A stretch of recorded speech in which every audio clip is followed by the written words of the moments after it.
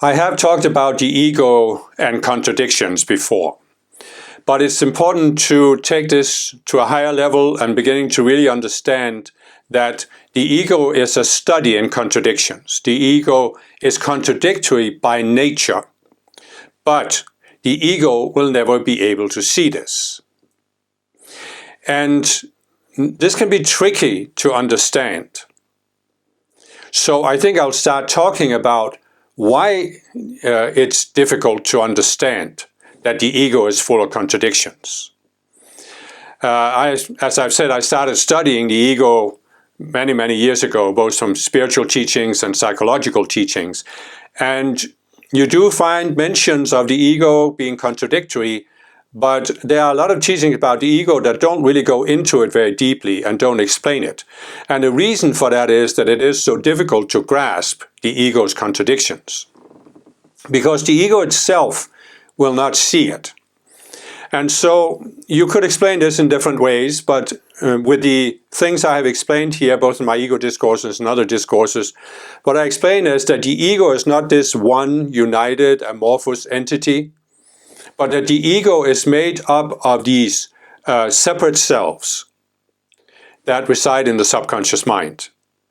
So there are always a pair of these selves. You can't create just one separate self, you always create two, because a separate self is created based on the illusion of separation. And the illusion of separation can only exist in the realm of duality. In other words, you're using the duality consciousness to create the illusion of separation. And in the duality consciousness, there are always two opposite polarities. I know I mentioned this several times, but it's something really important to grasp, because unless you grasp this, you can't really understand the ego's contradictions. So in duality, there are always two polarities. And when you create a separate self, it may feel in the situation as if you are reacting to a particular situation and you are creating a self to respond to that situation. But you are in reality creating two selves, one based on one dualistic polarity, one based on the other. So here is why it's difficult to see the contradictions of the ego. You see, the conscious you cannot be in two selves, two separate selves at once. You can compare a separate self to a costume in a theater. So you have a theater performance. Let's say it's Hamlet. So you have one costume for Hamlet and another for Ophelia.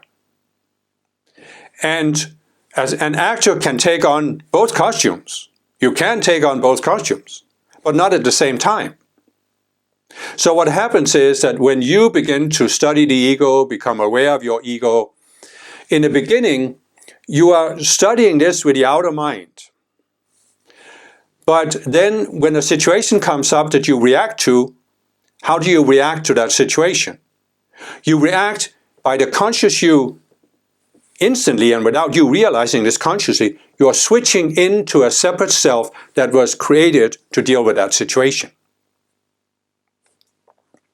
But in reality, there were two separate selves created to deal with that situation. But you only switch into one of them. Now, it may be that sometime later you have a similar situation, and now you switch into the other separate self that was created to deal with those kind of situations. But you're not in both selves at once. And that's why it's very difficult to see them, that there are two of them, and that they are contradictory. So this is a concept that psychologists call cognitive dissonance. And it's when you're holding two viewpoints that are actually mutually exclusive. But you don't see it. You don't see that they are mutually exclusive. And the reason for this is that you have one viewpoint that's held in one separate self, you have another viewpoint that's held in another separate self, and the conscious you switches from one to the other. But you don't see them at the same time. You're either in the one, or you're in the other, or you're in a totally different separate self. So this is why you can see these people, and you can see them out in the world. You have probably met some. You probably know people personally who they have these viewpoints. And if you look at them as an outsider, it's obvious to you that they are mutually exclusive. They are opposites. They are inconsistent. But they can't see it. And no matter how much you try to talk them into it, they can't see it. They cannot see that they're being inconsistent. And the reason for this, as I said, is they're switching. They're either in the one self or they're in the other self. I mean, there are millions of these examples. But, just to give you one, many, many spiritual people I have met, including myself when I was younger, we had trouble with this idea that the ends can justify the means. So, is violence justified? Is it necessary sometimes to do evil that good may come? And, I see when I was younger, I had this viewpoint in my mind that I'm a very peaceful, spiritual person who just wants peace on earth, and I would not respond with violence. But still, I thought at the time that in some cases war is justified. For some divine standard, war is justified. And I could point to this or that or the next thing. As I said, I grew up in Denmark. Hitler was the big thing we learned about in school. And we could say, well, it was justified to oppose Hitler. He would have taken over the whole world. And I couldn't see that these were mutually exclusive. That I, at one point, in one way, claimed that I was a peaceful person. I was against violence. I wanted peace on earth, and I wanted to stop war and eradicate war. But on the other hand, I thought war was justified. Well, how are you ever going to eradicate war as long as you think war is justifiable in some situations and is necessary in some situations? I'm just asking. I know a lot of, even some spiritual people will object to what I'm saying. But it's just an example here. I'm not going to go into a discussion here about the topic. I'm just giving it as an example. So this is what makes the ego full of contradictions. Because the ego is made up of a large number of these separate selves that were created in pairs. And they're always the two, but as long as the conscious you is not aware, as long as the conscious you is pulled into identifying itself as a separate being, it cannot see the two contradictions. It cannot see the two opposites because it's always in one or the other, or in a third one where it doesn't even see it. So how do we then come to see this and overcome it? Well, it can happen in a sense through the school of hard knocks, where we sometimes find ourselves in situations where we are confronted with a situation that all of a sudden something shifts in our mind. It's like something shifts and now we see what we couldn't see before. We see the contradiction. We see that we're contradicting ourselves. And this is one way. The other way is that we walk the spiritual path. We start using the tools that the Ascended Masters have given us to become aware of the separate selves, to transform the energy in the separate selves, and to consciously and deliberately seek to step outside of the selves, so that the conscious you steps outside of the selves and can then see them from the outside. So this is the school of inner awareness or higher awareness versus the school of hard knocks. So just to make it perhaps a little more easy to grasp, let me give you an example from my own life. I haven't mentioned it before, but it's a good example. So many years ago, I found the teachings of the Ascended Masters. This was in 1984. And I lived in Denmark at the time, and there was a relatively small group of people in Denmark that were into Ascended Master teachings. And there were only, I think 3 people who had been over to the United States with this organization, my second spiritual movement, that was promoting Ascended Master teachings. And they had taken some courses. They had a 3 months course. And so there were very few people that were into this. And I became, very enthusiastic about following the Ascended Master teachings. And I obviously wanted to go to the United States to take one of these courses. And so I applied for a program that the organization had where you could, first you worked for 9 months, and then you took a 3-month course. So a year program.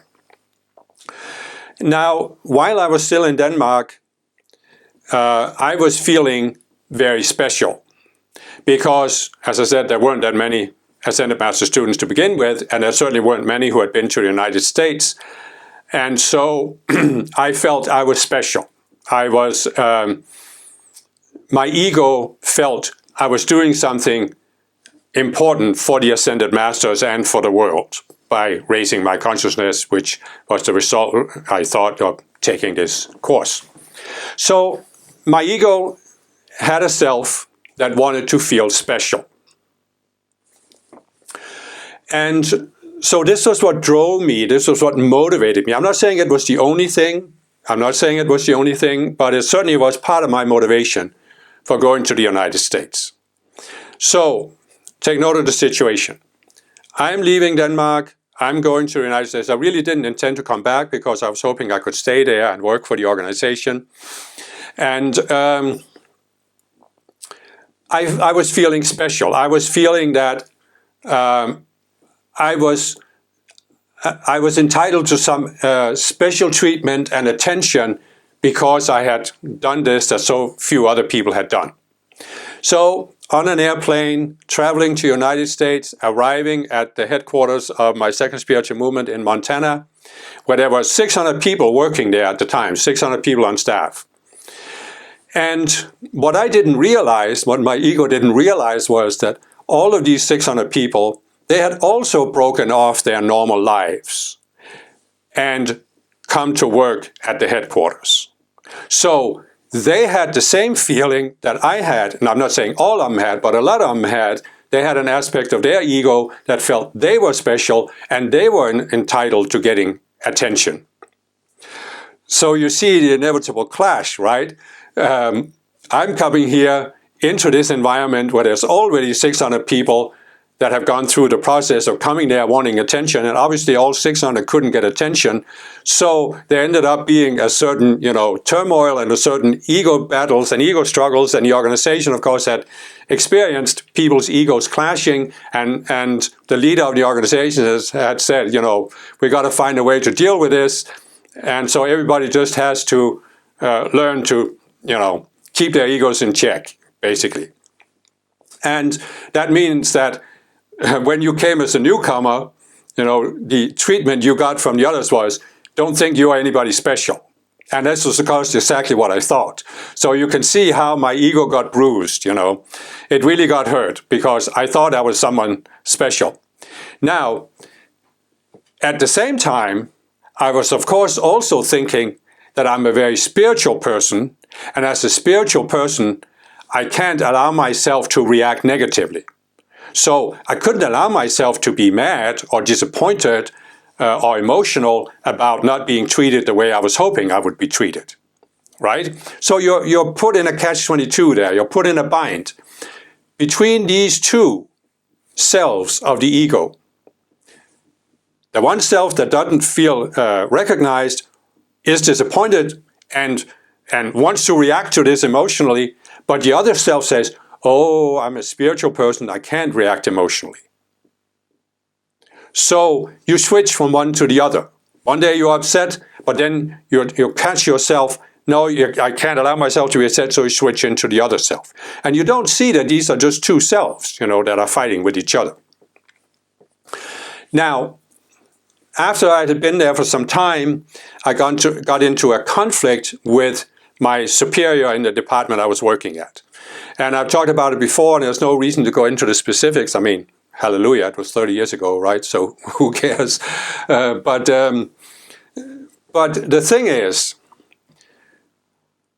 part of my motivation for doing what I did, I was making people aware that the way things were done in a department were not the way they were done in the professional world outside. And it was inefficient and costing money. And it's not that there wasn't something to it, but part of my motivation for doing this was my disappointed self that wanted attention and felt it wasn't getting it. So if I could point out that something was done wrong and should be done better, and if this was changed because I pointed it out, I could feel, okay, I had at least done something and gotten some kind of attention or made some kind of difference for being there. And this then ended up coming to the attention of the leader of the organization, the guru, and she confronted me with my ego. And she was perfectly correct in confronting me with my ego. But this was, as I was saying, this was the school of hard knocks, because now I had a situation here where both the self that wanted attention was threatened because it had been called out. It had been exposed. This is what you're doing. This is your motivation for doing it.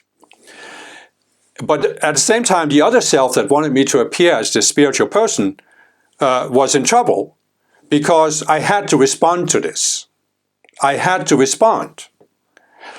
And so what happened was that I went aside, I sat down, I called to the Ascended Master El Moya, now Master Moore, and I asked him to help me see this. And I saw it. All of a sudden, because of the tension of the situation, the conscious you, which I didn't have that concept at the time, but the conscious you stepped outside of both these selves. And I saw both of them. And I saw that they were contradictory. I saw that they were both selves. And it was like, in sitting there seeing it, I could feel something broke inside of me. Some tension broke.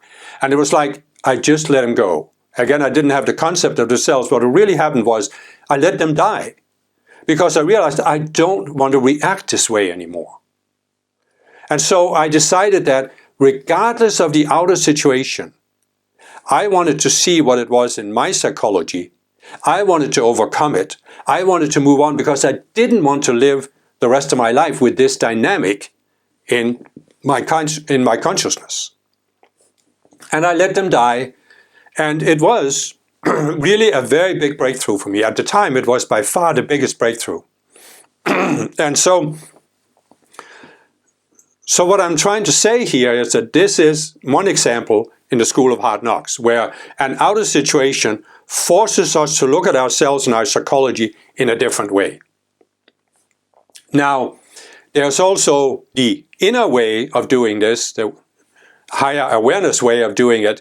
And I have done that since then, many, many, many times. And the way I do it is, of course, very simple. I'm always monitoring myself. And I have for many years been monitoring myself, my own reactions to situations. And it really started when I grasped the significance of the Buddha and the Buddha's example. Because I understood that Gautama Buddha was an example for all of us to follow, just like Jesus was an example for all of us to follow. And the Gautama, I've talked about it before, but I think it fits in here. His final initiation before he became enlightened was he had to sit under a tree, and the demons of Mara attempted to tempt him into reacting. And I grasped this, and I grasped that the only way to be free of the demons of Mara, or as Jesus said, the prince of this world cometh and has nothing in you. The only way to reach that state was to be non-attached to anything on earth. And again, at the time, I didn't have the concept of the separate selves, but basically the way to be free is to overcome the separate selves that are always reacting based on the duality consciousness. So therefore, there's always the two contradictions.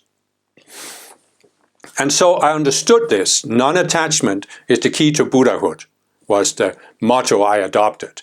And I understood that when I looked at myself in a certain situation and I realized that I was reacting, there was something there I needed to look at and surrender. Because I also understood that the way to overcome these attachments we have, the separate selves, is basically to come and see them and then let them go, surrender them. Just to walk away from it, just like in the situation I just described. I came to see these selves and I decided I didn't want to have the rest of my life colored by the dynamic between the selves, and there was nothing to solve there. I mean, there was an outer situation. Yes, I could have kept arguing that I was right, and I was, from a certain perspective, right in the outer things. And I could have kept arguing that. My ego could have kept arguing to this day that I was right. But I just decided I'd had enough and I wanted to be free. And I let go. And that's what you have to do. So what I do today, I'm always monitoring myself. Do I have a certain reaction?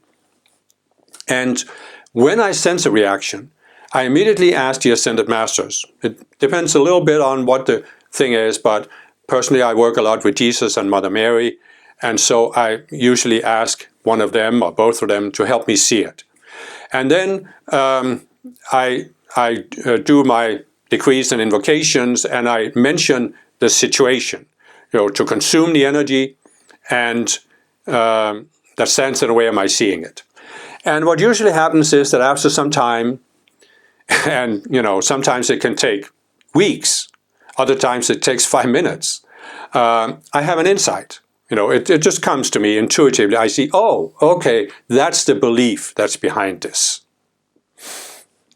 And actually, as I was working on this video, mentally going through what I was going to talk about in this video, I was reading the book that I mentioned before, Freedom from Ego Illusions. And as I was reading the book, what came to me was that I had a pair of selves that I hadn't really seen clearly before. And they're selves that I think many avatars have. As I mentioned in my avatars videos, we came to Earth because we wanted to make a positive difference. So I realized that I had a certain self that wanted to do something spectacular on Earth, something decisive, something unusual. So there was this self that was driving me to do something unusual. But the opposite pair to the self, the evil twin of that self, was a self that had this fear of failure and spectacular failure. Because the one self wanted me to do something really spectacular, and the other self was saying, but that means you can also fail, because if you don't do it, it will be a spectacular failure. So total opposites, total all or nothing, epic, you do something good, you fail completely. And so again, I gave the decrees and invocations, invoked light to consume the energy, and worked on coming to the point where I could see these selves. And it is, of course, going back to what I mentioned in the avatar videos, that we often feel as avatars that we came to make a positive difference. That's what we thought before we came to Earth. Then once we're here in embodiment, we realize the difficulty in making any difference on a planet that is as chaotic as Earth, and where people don't want to change their lives. And so we often feel very, very distraught about this. And so the real thing is to overcome this attachment to doing something spectacular and say that whatever you do, it's just to express yourself, to share who you are, to express who you are. Then there's no achieving anything. And if you're not seeking to achieve a particular goal, you can't really fail. Because sharing is the reward in itself. And so this was just some examples of this. And the reality is that there are millions of examples of these contradictions of the ego, where people hold these mutually exclusive viewpoints, but they can't see it. And You know, there are just millions of examples of it. Just to take another one from history, you go back to the 1930s in Germany, and they believed there was the superior race. And they believed that they were selected by God to bring forth this spectacular change on earth. And it was this sense of superiority. And they were not the only ones who had it, because if you look at Europe at the time, you see that the French had a sense of superiority, the British had a sense of superiority, which is why these three countries clashed in the First World War and again in the Second. But then comes the end of the war, and Germany is defeated, number one. And then number two, the Holocaust is exposed, the concentration camps. And so here the Germans, they already have the cognitive dissonance that they are the superior race. But now they are being forced to see that what they actually did cannot really, it just doesn't correspond with being a superior race, because how could the superior race do something like this? And how could they lose the war? And so through this very, very hard knocks, they are forced to see that they have to let go of this sense of superiority and be just like other nations. And I actually think that this process not only affected Germans, it also affected the French and the British, who also saw this dynamic in Europe, and they could see they had some of the same dynamic in themselves. Because Europe today is very, very different from what it was back then, and there is much more of an equality. I'm not saying it's total, but there's a lot more of equality and willing to cooperate among the nations. So it's just another example, and you can find many of these examples, but the important point, of course, is that you start looking at yourself, your own psychology, and you start looking for these contradictions in your own viewpoints, where you might have a self that portrays you as a very, very spiritual person. And you have a standard based on whatever spiritual teaching you followed, whatever spiritual guru or organization you are in. They created this standard for what it means to be a spiritual person. And yet you have another self that is very afraid of not living up to the standard. Because the reward, the one self, is offering you the reward that if you live up to the standard, you are one of those spiritual people on earth. You belong to the spiritual elite. You see this in any number of spiritual organizations out there. We are the spiritual elite. We are the most spiritual, the most sophisticated spiritual people on earth. And this is the reward you are offered for following the standard. But there is another self in you that is very afraid that you could fail to follow the standard, because then you would fall to the very lowest state as one of those who couldn't make it, who left the organization, who broke away from it. And you see many, many people out there. You see many, many people who have been disappointed by spiritual movement because of this dynamic. And the dynamic is actually that the one self is constantly pushing you to live up to the standard. And the other self is constantly pushing this doubt into your mind. What if I don't live up to the standard? Did I do the right thing? So you're constantly judging and evaluating yourself. And what usually happens in organizations like this, I have seen it, both my first spiritual moon, my second spiritual moon was a lot worse than the first one. There develops this very judgmental culture where everybody is judging everybody else very harshly based on this outer standard. And the result of this is that everybody is tense. I look at my second spiritual movement especially, and I can remember how tense I was and how tense everybody else was. There were a few exceptions, a few people who managed to, be more relaxed about it, but most people were very tense, and I've seen it in other spiritual movements. So what happens is that for some people, the tension becomes too much, they can't handle it anymore. And something breaks, and they see no other way than to leave, because they don't see how they can fit into the culture and not be in the tension. So they end up leaving, And what unfortunately happens to a lot of people in that situation is that because they don't see that the tension is caused in their own minds, they have to blame somebody else.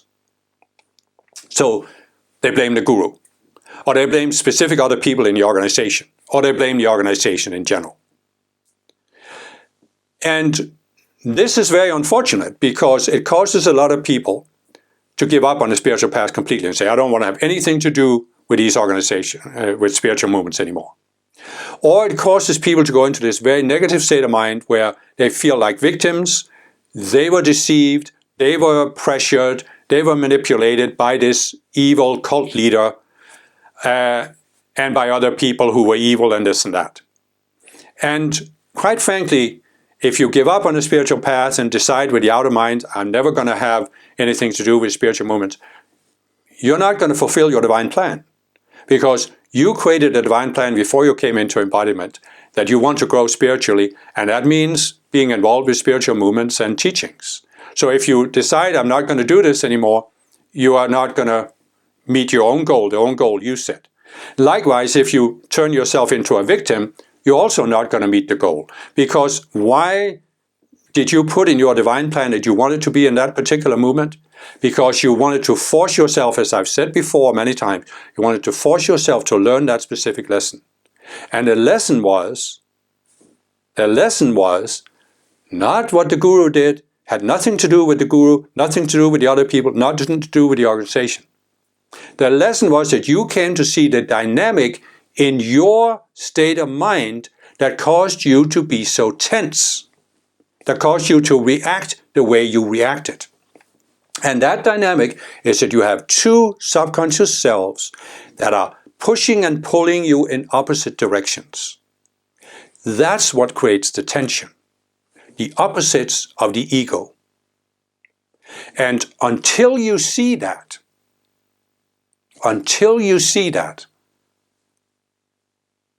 you will not be able to move on to the higher levels of your divine plan, which is where you begin to give your service, and where you have an entirely positive experience of spiritual growth because you have gone beyond the tension.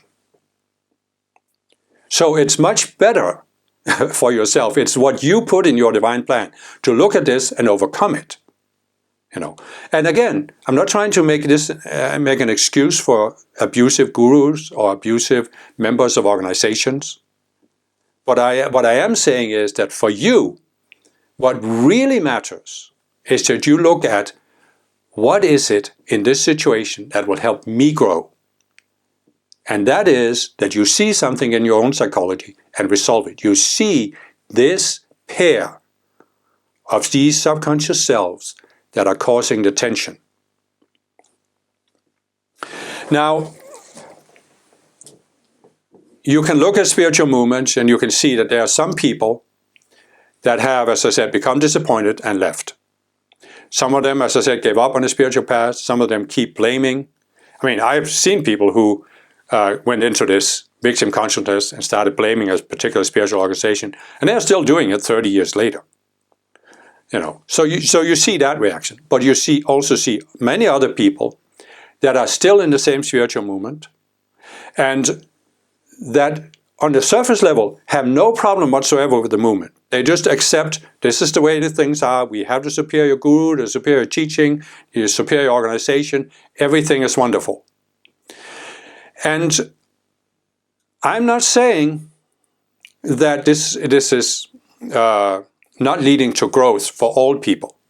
But I have seen many people where they get themselves into a kind of a blind alley because they haven't realized a very simple thing, which is that, as I've said before, the ego would prefer that you didn't find a spiritual path or a spiritual teaching.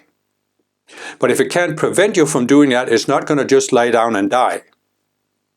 The ego is going to try to use your spiritual teaching to stop your growth. And this is what you see from a lot of the people. In other words, there are people, as I said, they have some kind of problem in their psychology that's brought out by a spiritual movement. And they acknowledge it. And they leave, which in a sense is better for them. But there are other people, they also have attention in their psychology, but they won't acknowledge this. They cover it over. And they do this by allowing their ego to use the spiritual teaching to say, but I don't have to look at this, because being in this spiritual movement, following this guru, that's enough to bring me to enlightenment, ascension, whatever the goal is in the movement.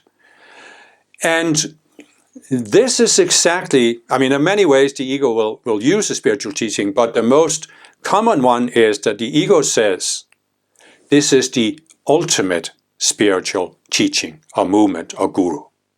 And now because you have found this and you are following this guru, you're doing this practice, you don't have to look at me, the ego, because don't worry about me anymore.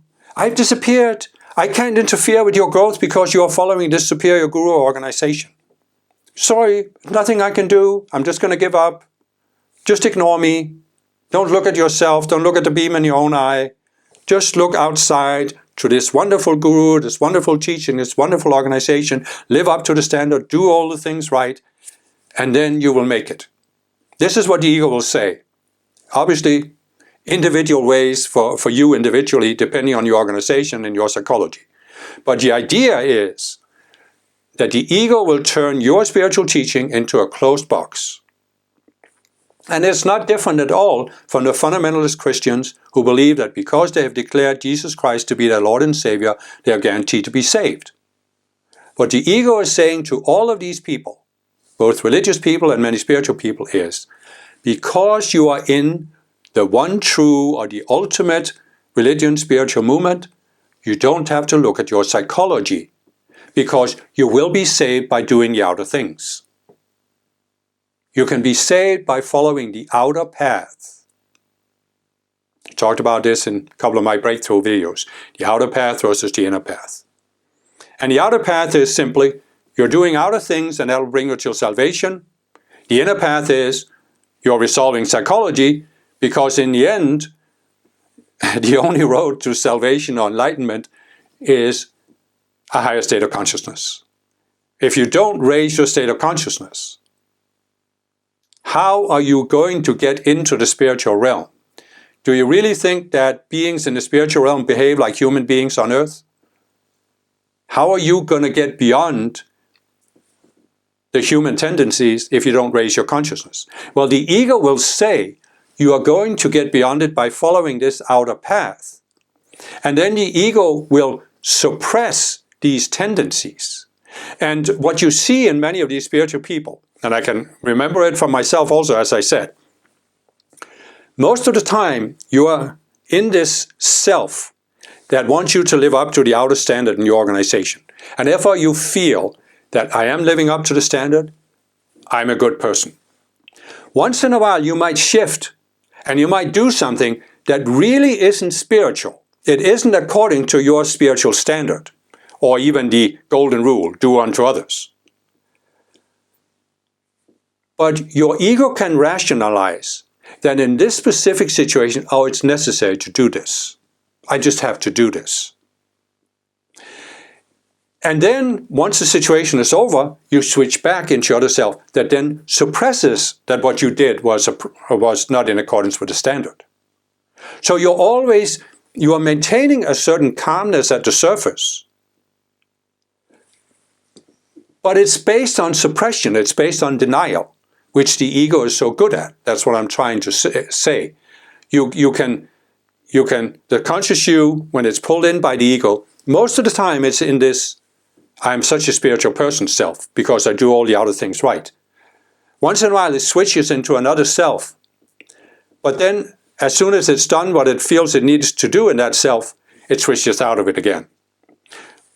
Typical example, you have in many of these spiritual organizations, I said, you have this judgmental culture, right?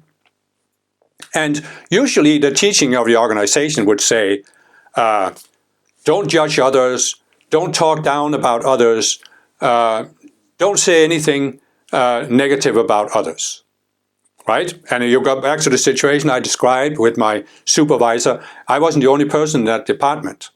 So me and two other people, we started talking about what was going on in the department. And this, of course, was not in accordance with the standard. But we felt that, no, because the supervisor was doing something wrong and wouldn't listen to us, it was necessary and okay that we talked about it. Because we were just trying to improve things. So you see, many people in spiritual organizations, they know it's not right to gossip. But in certain situations, this person did something wrong. We have to talk about it. Because we have to, whatever the reasoning is. So you see how normally you're in this peaceful self, then you switch into a gossiping self that isn't in accordance with the standard. But the ego can justify it. And then when the situation is over, you switch back into the, oh, I'm such a spiritual person self. And there are a number of examples of that. I have seen in spiritual organizations how there are people who will come in and they will give the impression that they're spiritual, but they have some kind of scheme to try and make money off of people. It can be multi-level marketing. It can be direct cheating. I've even seen people who presented themselves as spiritual people, but were directly conning other people. They were simply con men in disguise. But they thought they were spiritual. And what they were doing is they were just trying to make money and help other people make money. Unfortunately, it didn't work out, but they're still spiritual. So you see all kinds of ways that you can do this. And all I'm trying to point out with this is the ego has a mechanism whereby it can make you think that by living up to the outer requirements, the outer standard, you are guaranteed to make it to the goal in the end. And the ego, this is believable to us as long as we are either in this self or in that self, and we can't see both selves at the same time. We can't see the contradiction. Sometimes we are forced by an outer situation. Like I said, some people, they can't stand being in the organization anymore, or they get in conflicts.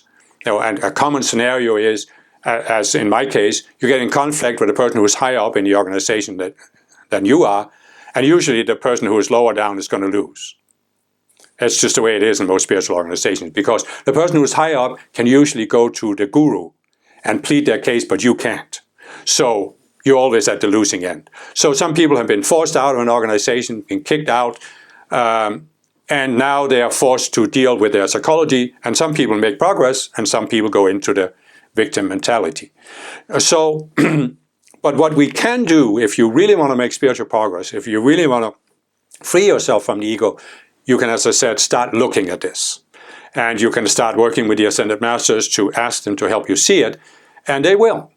I mean, in my experience, they will. If you are open to seeing it, if you are neutral about it, they'll help you see it. And it can be, it's just an amazing process of coming to this point where you see the two opposite selves and you let them go.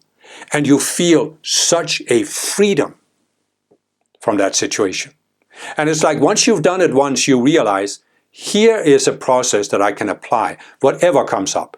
Because, don't make the mistake of thinking that now that I've seen something in my ego, I'm ego-free. This was, what I experienced was ego death. Well, it was the death of two separate selves. Perfectly correct. But that's not the entirety of the ego. There could be 1,000 other separate selves that need to die before you are ready to ascend or be enlightened. So, but once you have done it, and you have seen the process, you can apply it to other situations as well. And you can come to that point, as I said, where you're just monitoring yourself. You're just monitoring your reactions. You're saying, why did I react to this? What's the self that's causing me to react? Where are the contradictions here? And this is a really very powerful formula for overcoming the ego. And I hope it should be obvious by now that one way to describe the key to making progress on the spiritual path is that you unmask your ego. You come to see through the ego's illusions and how the ego uses these illusions to keep you trapped at your present level of the spiritual path. As I said, the ego would rather that you didn't take a step up on the spiritual path, but anytime you have taken a step up, no matter what level you are at 144 levels of consciousness, the ego will try to make it that so that the last step you took will be the last step you take because you think you don't have to go further. And that's an illusion. It is a complete illusion, and I can say it with absolute certainty. Why? Are you still an embodiment on earth? Well, then you have some ego illusions left. I'm still embodiment on earth.